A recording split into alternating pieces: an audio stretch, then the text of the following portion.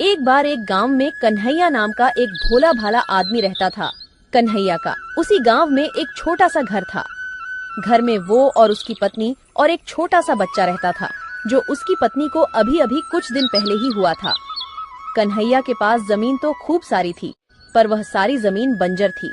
उस जमीन पर कोई भी फसल नहीं हो पाती थी, जिस कारण वह अपना घर चलाने के लिए एक मुनीम जी के घर पर काम करता था।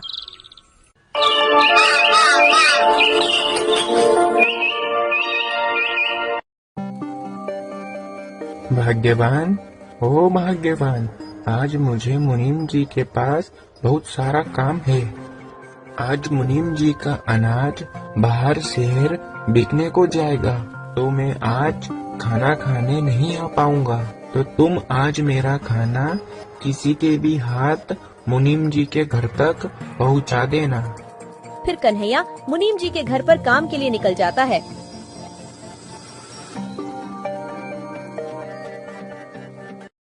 आज तो कोई नजर नहीं आ रहा जिसके हाथ में यह खाना पहुंचा सकूं। लगता है आज मुझे ही खाना देने जाना होगा। कन्हैया की पत्नी कन्हैया को खाना देने के लिए मुनीम जी के घर के लिए निकल जाती है।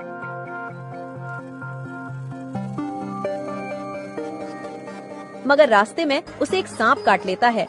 अरे, ये किसने काट लिया? मुझे कांटा तो छुआ नहीं है। कितना दर्द हो रहा है। सांप काटते ही वह जमीन पर गिर जाती है और वहाँ पर खूब सारी भीड़ इकट्ठा हो जाती है। कन्हैया लाल, अभी अभी गांव से एक खबर आ रही है कि तुम्हारी पत्नी को एक सांप ने काट लिया है। तुम्हें तुरंत ही उसके पास जाना होगा। कन्हैया चौंक जाता है और कन्हैया वहाँ से तुरंत ही निकल जाता है। मगर कन्हैया की पत्नी नहीं बच पाई।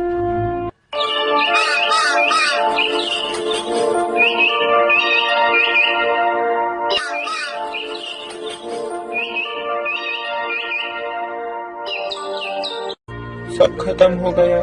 तुम मुझे और अपने इस बच्चे को अकेला ही छोड़ गई। अब इस बच्चे को मैं कैसे पालूंगा? इससे बढ़िया तो मैं भी मर जाता। अपनी पत्नी के गुजर जाने के दुख में कन्हैया खूब दुखी हो रहा था।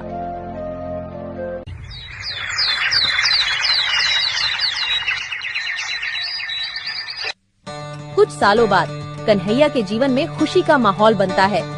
राजेश बेटा अब तक खूब बड़ा हो चुका था और उसकी बिजली विभाग में सरकारी नौकरी लग चुकी थी। आज बेटा तुझे लड़की वाले देखने आ रहे हैं। आइए आइए, आपका स्वागत है मेरे छोटे से घर में। राजेश को लड़की वाले देखने के लिए आते हैं और राजेश का रिश्ता नंदिनी के साथ पक्का हो जाता है। फिर कन्हैया अपने बेटे की शादी बड़े ही धूमधाम से करता है। फिर शादी के कुछ दिन बाद, नंदिनी, ये लो पैसे, जरा अलमारी में रख देना। अरे बाप रे, इतने सारे पैसे!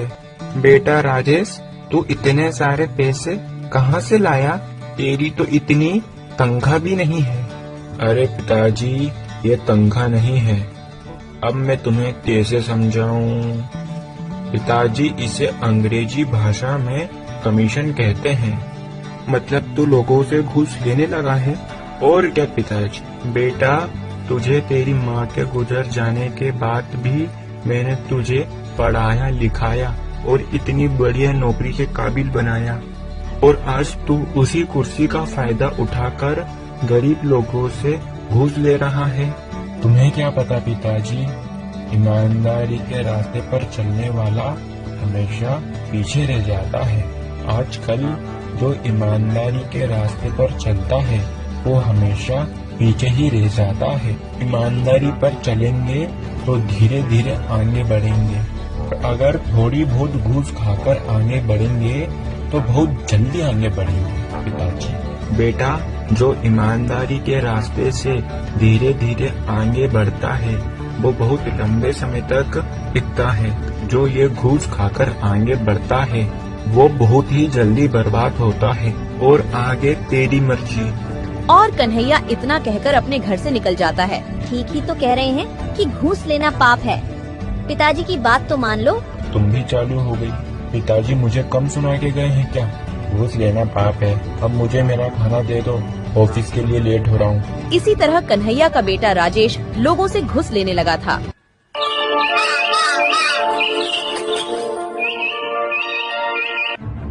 वह हर रोज ढेर सारे पैसे लाने लगा, पर कन्हैया को बिल्कुल भी पसंद नहीं था। अरे बेटा, ये मुझे नहीं है पसंद। तू मेरे लिए ये लोगों से घूस खाना बंद क्यों नहीं कर देता? अरे पिताजी, तुम तो मेरे हाथ धोकर पीछे ही पड़ गए। घूस घूस लगा रखा है। मैं ये घूस लेना बंद नहीं कर सकता। तुम्हें मेरे साथ रहना हो तो रहो, वरना यहाँ से निकलो। तुम्हें जरा सी भी शर्म नहीं है? कोई भला अपने पिताजी से ऐसे बात करता है? क्या वो क्या गलत कह रहे हैं? ठीक ही तो कह रहे हैं कि घूस लेना पाप है। कोई ये पाप वाप नहीं है। आजकल सब ऐसे ही काम करते हैं। और तुम ज्यादा मेरी अम्मा मत बनो। तुम्हें भी इस घर में रहना हो तो रहो, वरना तुम भी यहाँ से निकलो। अरे बेटा, मेरे कारण तुम दोनों आपस में मत लड़ो। मैं ही इस घर को छोड़कर चला जाता हूँ। अरे पिताजी, इन्होंने तुम्हें गुस्से में आकर घर छोड़कर जाने को कह दिया है। आप तो सच में घर छोड़कर जाने को तैयार हो गए। तुम कहाँ पर रहोगे? बेटा, तू मेरे रहने की चिंता मत कर। मैं तो कहीं पर भी रह लूंगा। इतना कहकर कन्हैया घर छोड़कर चला जाता है। अरे तुम कैसे बेटे हो जो अपने पिता को घर छोड़कर जाने के लिए एक बार भी नहीं रोका? कन्हैया अपना घर छोड़कर मुनीम जी के घर पर जाता है। क्या हुआ कन्हैया, आज तो तुम समय से पहले काम पर आ गए। और कन्हैया मुनीम जी को अपने बेटे की सारी बात बता देता है। अरे बाप रे, तुम्हारे बेटे ने तुम्हें घर से निकाल दिया। ये तो उसने बहुत गलत किया। कन्हैया, तुम चिंता मत करो। आज से तुम मेरे साथ मेरी ये हवेली में रहोगे। नहीं मुनीम जी, मैं तो मेरे खेत में ही रह लूंगा। कन्हैया, तुम वहाँ पर कैसे रह पाओगे? मुनीम जी, मैं वहाँ आराम से रह लूंगा। तुम्हारा मुंह उतरा उतरा क्यों लग रहा है? आज ऑफिस में कुछ हुआ क्या?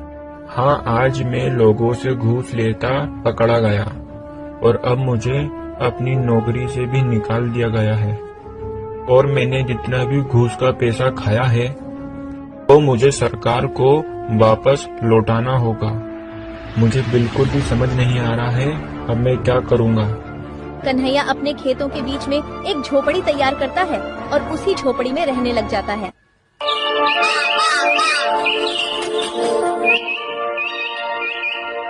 मुनीम जी कन्हैया से मिलने उसकी झोपड़ी पर जाते हैं।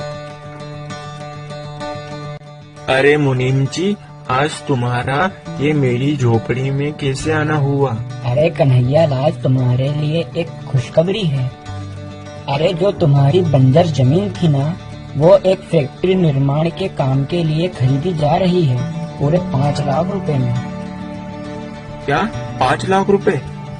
मुनीम जी, मुझे तो आपकी बात पर विश्वास नहीं हो रहा। अरे मेरी बात पर भरोसा करो, मैं सच कह रहा हूँ। ऊपर वाले ने मेरी सुन ली।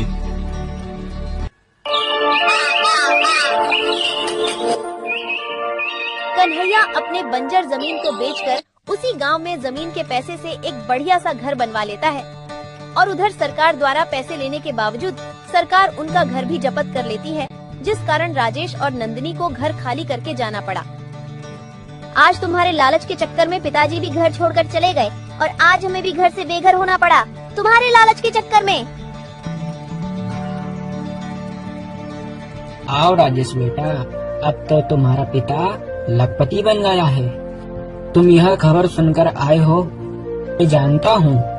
तुम तुम्हारे पिता के पास केवल पैसों की लालच में ही आए हो। तुमने आज तक तुम्हारी माँ को देखा? ये कन्हैया ने तुम्हें तुम्हारी माँ के जाने के बाद खूब पढ़ा लिखा कर बड़ा करा और तुमने उसे ही घर से निकाल दिया और तुमने उसी पिता को घर से निकाल दिया। तुम्हें ये सब करते बिल्कुल भी शर्म नहीं आई?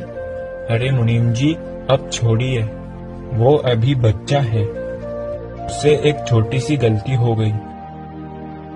पिताजी, मुझे माफ कर दो, मुझसे गलती हो गई और आपकी बात नहीं मानने के कारण आज मेरे हाथ से नौकरी भी चली गई। कोई बात नहीं बेटा, तुझे कहा था ना मैंने कि ईमानदारी के रास्ते पर चलेगा तो खूब आगे जाएगा। अब देख लिया ना बेईमानी के रास्ते का परिणाम।